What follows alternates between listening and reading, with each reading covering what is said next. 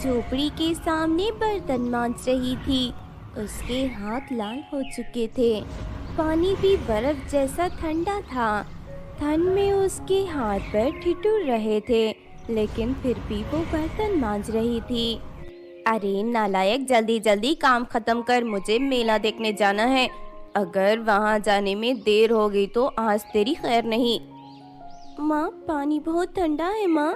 ठंड की वजह से मेरे हाथ पैर सुन पड़ रहे हैं माँ। बस 2 मिनट और, मैं जल्द धो दूंगी। 2 मिनट करते करते दिन निकल जाएगा। चल जल्दी कर। और हाँ, जंगल से अच्छे फूल तोड़ कर ले आना, मंदिर ले जाना है मुझे।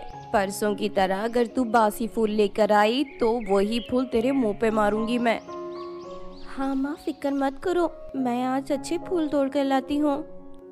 सलोनी जल्दी काम निपटाकर जंगल की तरफ चल पड़ी। उसका मन उदास था। गांव में आज बड़ा प्रोग्राम था, लेकिन सौतेली माँ ने उसे जाने नहीं दिया। उसका काम सिर्फ काम करना और झेलना था। सलोनी जंगल पहुंची और झटपट फूल तोड़ने लगी। दिन ढल रहा था और उसे देर हो रही थी। सलोनी सोचती है कि शॉर्टकट ले लेती हूँ, जल्दी घर पहुंचूंगी। जब वो शॉर्टकट से जा रही थी तो रास्ते में एक पुरानी झोपड़ी दिखी। अंदर से किसी के रोने की आवाज आ रही थी। सलोनी ने दरवाजा को धीरे से धक्का मारकर देखा तो 3 सुंदर फूल परी जंजीरों में बंधी हुई थी। उनके हाथ और पैर लोहे की जंजीरों में जकड़े हुए थे और उनका चेहरा उदास था। अरे अरे, तुम कौन हो? तुम यहाँ बंधी क्यों हो? तुम तो लोग तो कितनी खूबसूरत हो, परियों की जैसी लगती हो। हम 3 फूल परियां हैं। हमें हमारी सौतेली माँ ने यहाँ पर बंद कर दिया है। हम तीनों गर्भवती हैं।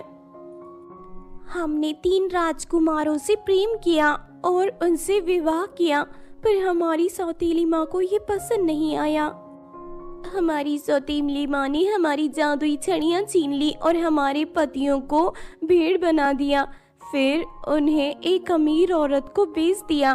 बेचारे हमारे पतियां पता नहीं कहाँ होंगे, उनका हाल क्या होगा। ये सुनकर सुहानी चौंक गई और परियों से कहा, अमीर औरत, क्या वो उन्हें मार डालेगी? हाँ, कल रात एक बड़ी दावत है, उसमें उन भेड़ों की बलि चढ़ाने वाली है वो। अगर हमारे पतियों को कुछ हुआ तो हम मर जाएंगी। उनके अलावा हमारे इस दुनिया में कोई नहीं है जो हमारी देखभाल कर सके, जो हमारे दुख को समझ सके। एक वही तो थे जिन्हें हम अपना कहते थे। ये सुनते ही सलोनी की आंखों में आंसू भर आए।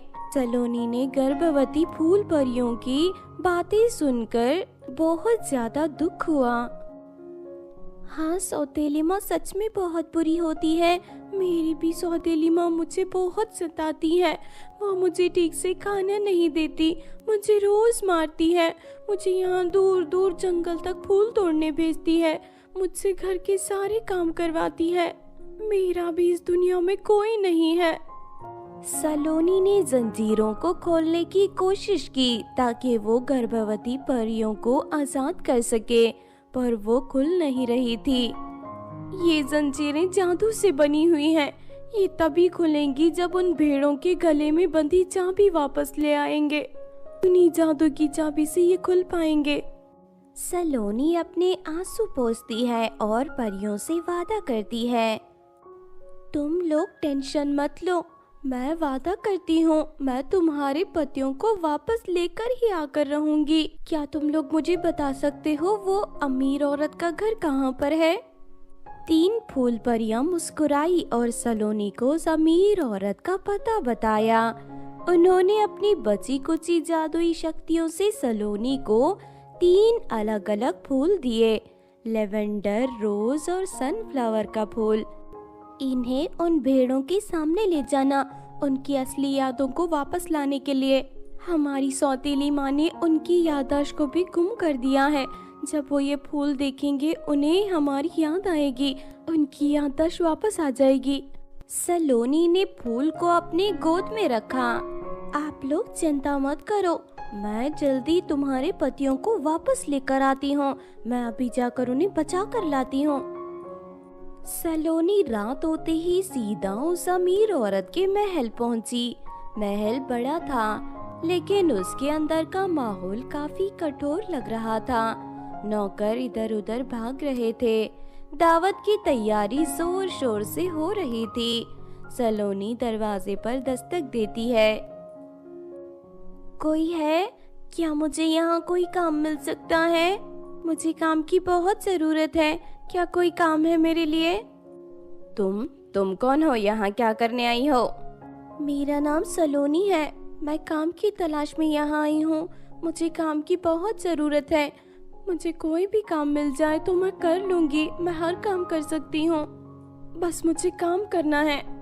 सलोनी की बातें सुनकर अमीर औरत कुछ सोचती है और कहती है, अच्छा ठीक है, ये भेड़ बहुत जिद्दी हैं, खाना नहीं खा रहे। अगर तुम इनका ध्यान रख सकती हो तो तुम्हें एक दिन का खाना मिलेगा। बोलो, क्या तुम ये कर सकती हो? हाँ मेम साहब, मैं जरूर करूँगी। मैं ये कर सकती हूँ। आपका बहुत बहुत धन्यवाद। अमीर औरत उसे पिछले आंगन में ले गई, जहाँ 3 भेड़ बंधे हुए थे। उनकी आंखों में दुख था, उनकी आंखों में आंसू थे। सलोनी धीरे से उनके पास जाती है। अरे अरे, बेचारे तुम और तुम्हारी फूल जैसी गर्भवती परियां। तुम्हें इस हालत में देखकर मुझे बहुत दुख हो रहा है। पता नहीं क्यों इस दुनिया में अच्छे इंसानों के साथ ऐसे होता है, उनको कभी सुख नहीं मिलता। सलोनी ने अपनी गोद से 3 फूल निकाले, लेवेंडर, रोज और सनफ्लावर का। जैसे ही उसने उन्हें भेड़ों के सामने किया, एक चमक सी आई, जैसे उन भेड़ों को अपनी असली याद आ रही हो। उनकी याददाश्त वापस आ रही थी। अरे, मेरी याददाश्त तो वापस आ रही है। यहाँ मैं कौन हूँ? मैं बकरा कैसे बन गया? ये फूल तो मेरी रानी का है। सलोनी मुस्कुराकर धीरे से उनके गले के पास गई, जहाँ एक पतली सी डोर में चाबी बंधी हुई थी, और भेड़ों के कान में कहा, बस थोड़ा और इंतजार कर लो, मैं तुम्हें यहाँ से निकाल कर ले जाऊंगी। मैं तुम्हारी पत्नियों के पास तुम्हें ले जाने आई हूँ। बस तुम चुपचाप मैं जैसा कहती हूँ वैसा करो। उसने उन भेड़ों को कुछ खाने को दिया ताकि अमीर औरत को शक ना हो। फिर धीरे से उसने उन भेड़ों से कहा, ये घास मत खाओ, मैं कल सुबह तुम्हें जंगल ले जाने का बहाना बनाकर वहाँ ले जाऊंगी। हमें तुम पर भरोसा है, तुम तो बहुत अच्छी लड़की लग रही हो। रात भर सलोनी ने ये सोचने में बिताई कि सुबह कैसे भेड़ों को ले जाया जाए बिना पकड़े जाने के। सुबह होने से पहले ही सलोनी उठ गई। अमीर औरत के महल में सभी नौकर दावत की तैयारी में लगे हुए थे। उसे मौका मिल गया। सलोनी धीरे से भेड़ों के पास जाती है। मैंने एक बहुत अच्छा प्लान बनाया है, आज तुम लोग आजाद हो जाओगे। बस मैं जैसा जैसा कहती हूँ वैसे वैसे करते जाना। क्या तुम सच कह रही हो? क्या हम अपनी रानियों के पास जाएंगे? पर कैसे? मैं अमीर औरत से कहूँगी कि तुम लोग घास नहीं खा रहे, इसीलिए जंगल ले जाना पड़ेगा। फिर वहाँ से हम लोग भाग जाएंगे। उसके बाद मैं तुम्हें अपनी पत्नियों के पास लेकर जाऊंगी। बस तुम लोग कोई गड़बड़ मत कर देना।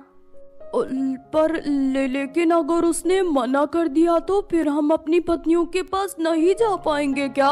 वो हमारे बच्चों की माँ बनने वाली है, पता नहीं उनकी हालत कैसी होगी। तुम लोग फिक्र मत करो, तब मुझे कोई और चाल चलनी पड़ेगी। लेकिन मैंने ठान कर रखा है कि मैं तुम्हारी गर्भवती फूल परियों के पास तुम लोगों को ले जाकर रहूंगी। उसकी बाद सलोनी उस अमीर औरत के पास गई और कहा, मेम साहब, ये भेड़ यहाँ का घास नहीं खा रहे। अगर ये भूखे रहे तो कल के दावत के लिए कमजोर हो जाएंगे। मैं इन्हें थोड़ी देर के लिए जंगल ले जा सकती हूँ। मैंने देखा है वहाँ पर बहुत ही ज्यादा हरी भरी घास है, जिसे खाकर ये मोटे ताजे हो जाएंगे, जिससे आपको कल दावत में बहुत ज्यादा फायदा मिलेगा। तभी अमीर औरत कुछ सोचने लगती है और कहती है, अगर भेड़ मर गए तो मेरी दावत कैसे होगी? मैं ये होने नहीं दूंगी। कल की दावत मेरे लिए बहुत खास है। अच्छा ठीक है, पर जल्दी वापस आ जाना और भेड़ों को अच्छे से घास खिलाकर मोटा कर देना। मैं तुम पर भरोसा करती हूँ। हाँ मेम साहब, आप फिक्र मत करिए। जब ये वापस लौटेंगे तो आप खुशी से फूले नहीं समाएंगी। सलोनी ने भेड़ों की रस्सी हाथ में ली और जंगल की तरफ चल पड़ी। उसका दिल जोर जोर से धड़क रहा था। जैसे वो महल से दूर पहुंची, उसने जोर से बोला, हम सब बच गए, चलो भागो यहाँ से। तीनों भेड़ दौड़ पड़े। सलोनी भी उनके साथ भाग रही थी। पीछे से अमीर औरत की एक पड़ोसन ने ये सब देख लिया। अरे अरे, ये भेड़ तो कल की दावत की है। ये लड़की भेड़ को लेकर भाग रही है। मुझे जाकर सुलोचना को बताना होगा। और तेज, जल्दी जल्दी भागो। हमें जल्द से जल्द उस झोपड़ी के पास पहुंचना होगा। अमीर औरत को भेड़ और सलोनी के बारे में जैसे ही पता चला, वो गुस्से से लाल हो गई। मुझसे भेड़ छुड़ाकर भाग गई।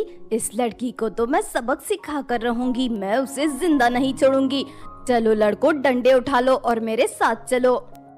अमीर औरत दो आदमियों को लेकर सलोनी के पीछे भागी। सलोनी भेड़ों के साथ दौड़ती दौड़ती जंगल के उस कोने में पहुंची जहां वो झोपड़ी थी और उसके अंदर फूल परियां बंधी हुई थी। मैंने अपना वादा पूरा किया। ये रहे तुम्हारे पति। मैं तुम्हारे लिए तुम्हारे पति को लेकर आ गई हूँ। अपने पतियों को देखकर फूल परियों की आंखों में आंसू बहने लगे। उन्होंने अपने पतियों को पहचान लिया। अपनी गर्भवती पत्नियों को सही सलामत देखकर भेड़ों की आंखों में आंसू आ गए। राजकुमार भेड़ों की आंखों में चमक आई। मेरे राजकुमार, आप सही सलामत हो। ऊपर वाले का बहुत बहुत धन्यवाद। सलोनी ने जल्द से जल्द चाबियां निकाली और जंजीर को खोला। जैसे ही चाबी से जंजीर खुली, तीनों फूल परियों ने अपने पतियों को गले लगा लिया। मेरे राजकुमार, आपसे दूर रहना मतलब जिंदगी खत्म। हम फूल परियां आपके बिना कुछ नहीं हैं। अब बस आप लोग हमें आपकी असली रूप में चाहिए। इतने में अमीर औरत के दो आदमी वहाँ पहुँच गए। साथ में वो अमीर औरत भी वहाँ आ गई। ए लड़की, रुक जा, तू वही रुक। आज तेरी मौत पक्की है। अमीर औरत के आदमियों को देखकर सलोनी, परियां और भेड़ सारे के सारे घबरा गए। सलोनी डर के मारे एक कदम पीछे हटी। तू अभी के अभी सेठानी के पास चल। आज तो तेरी खैर नहीं।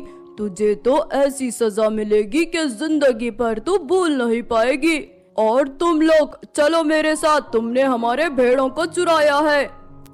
तभी आसमान में एक चमक आई और रानी परी प्रकट हो गई। रानी परी को देखकर फूल परियां बहुत खुश हुई और साथ में उनके भेड़ राजकुमार भी खुश हो गए। फूल परियों को देखकर रानी परी ने गहरी सांस ली।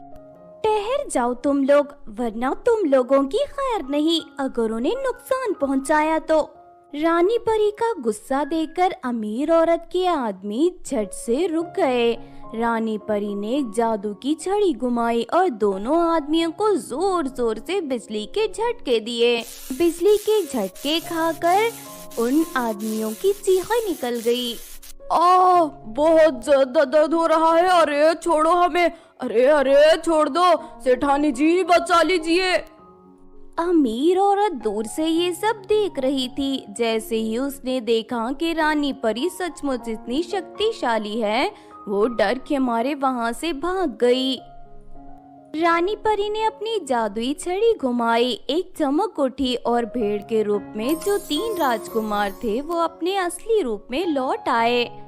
मेरे राजकुमार, आपको असली रूप में देखकर मैं बहुत खुश हूँ। मैं जानती थी कि एक दिन आप लोग जरूर वापस आओगे। मुझे ऊपर वाले पे पूरा भरोसा था कि वो हमें अलग नहीं करेंगे। राजकुमारों ने अपनी पतियों को गले लगा लिया। सलोनी की आंखों में आंसू आ गए। उन सबको देखकर वो अपने घाव भूल गई। गर्भवती फूल परियों को अपने राजकुमारों से मिलते देख उसको ऐसा लगा कि उसका मकसद पूरा हो गया, उसकी जीत हो गई। ये सब देखकर कितना अच्छा लग रहा है, पर मेरी सौतेली माँ आज भी मुझे बहुत दुख देती है। पर कोई बात नहीं, आप सब खुश रहिएगा। आज से आपको आपकी सौतेली माँ से छुटकारा मिल जाएगा। कम से कम इस जिंदगी में मैं किसी के काम तो आई, किसी की खुशी की वजह तो बन पाई। सभी फूल परियों ने सलोनी का धन्यवाद किया। सलोनी को देखकर रानी परी मुस्कुराते हुए बोली, सलोनी, तुमने बहुत बड़ा पुण्य का काम किया है। तुमने अपनी हिम्मत और समझदारी से 3 गर्भवती परियों को उनके पति से मिलवाया है। ये हमारे परिदेश की 3 फूल परियां हैं। इनके बिना तो हमारा पूरा परिदेश सूना हो जाता। इनको बचाकर तुमने हमारे परिदेश को बचा लिया है, परिदेश की खूबसूरती को बचाया है। इसीलिए मैं तुम्हें एक उपहार देना चाहती हूँ। रानी परी ने अपनी छड़ी घुमाई और एक चमक के साथ उसके हाथ में एक चमकती हुई पोटली आ गई। वो पोटली सोने के सिक्कों से भरी हुई थी। ये देखकर गर्भवती फूल परियां खुश हुई। ये सोने के सिक्के तुम्हारे लिए हैं। अब तुम किसी के भरोसे की मोहताज नहीं रहोगी। तुम भी अपनी सौतेली माँ से छुटकारा पा सकोगी और अपने एक नए जीवन के रास्ते पर चल पड़ोगी। सोने के सिक्कों वाली पोटली देखकर सलोनी की आंखों में आंसू आ गए। सलोनी ने रानी परी का और फूल परियों का धन्यवाद किया। फूल परियां रानी परी से निवेदन करती हैं, रानी परी, बचपन से हमारी सौतेली माँ ने हम पर बहुत ज्यादा अत्याचार किया है। हमने सोचा कि राजकुमारों की शादी करने के बाद हम सुखी जीवन जिएंगे, पर लेकिन हमारी सौतेली माँ हमारा पीछा अब भी नहीं छोड़ रही। हमें हमारी सौतेली माँ से मुक्ति चाहिए। अब आप ही हमें उनसे बचा सकती हैं। तुम्हारी सौतेली माँ ने जो पाप किया है उसकी सजा उसे मिलकर रहेगी। मैं उसे ऐसी सजा दूंगी कि वो जिंदगी भर याद रखेगी। तुम लोग चिंता मत करो। रानी परी ने हाथ उठाकर आसमान की तरफ इशारा किया। एक जोर का तूफान आया और फूल परियों की सौतेली माँ एक बड़े पिंजरे में बंद हो गई। नहीं नहीं, मुझे छोड़ दो, मुझे माफ कर दो रानी परी, मुझे छोड़ दो। मेरी फूल परियों, मेरी बच्चियों, मुझे माफ कर दो। मैं आगे से ऐसा कभी नहीं करूंगी। मुझे रानी परी से छुड़वा लो। मैं जेल में जिंदगी भर के लिए नहीं बंद रह सकती। तुमने अपनी ही बेटियों के साथ अन्याय किया। तुम्हें इसकी सजा मिलेगी। अब तुम्हें परिदेश की जेल में डाल दिया जाएगा, वो भी हमेशा के लिए, मरते दम तक। सौतेली माँ चीख रही थी, पर उसे रानी परी ने अपने जादुई दुनिया की जेल में भेज दिया। सलोनी ने सोने के सिक्के उठाए और अपनी सौतेली माँ के घर चली गई। जब सौतेली माँ ने देखा कि सलोनी के पास इतने सारे सोने के सिक्के हैं तो उसका चेहरा लाल हो गया। सोने के सिक्के? तेरे पास इतने सारे सोने के सिक्के कहाँ से आए? तू कहाँ से लाई है? ये सोने के सिक्के मेरे एक नेक काम का इनाम है, क्योंकि मैं एक नेक काम कर कर आई हूँ। तेरे नेक काम का फल अब मुझे चाहिए। ला, मुझे ये सोने के सिक्के दे दे। अब मैं तुम्हारे घर पर नहीं रहूंगी। ये सिक्के मुझे रानी परी ने दिए हैं। अगर तुमने मुझे सताने की कोशिश की तो मैं रानी परी से कहलवा कर तुम्हें जोर के बिजली के झटके लगवाऊंगी। माँ, मुझसे दूर रहो। बिजली के झटके की बात सुनकर सौतेली माँ दूर हट गई। सलोनी ने अपना सारा सामान उठाया और वहाँ से निकल गई। उसने अपने लिए एक सुंदर नया घर खरीदा और सुख से रहने लगी। दूसरी तरफ फूल परी और उनके पति भी परिदेश लौट गए, जहां उनका राज्याभिषेक किया गया और सब लोग मिलकर खुशी से रहने लगे। ये सच है, नेक काम का फल हमेशा नेक ही होता है और अच्छा होता है।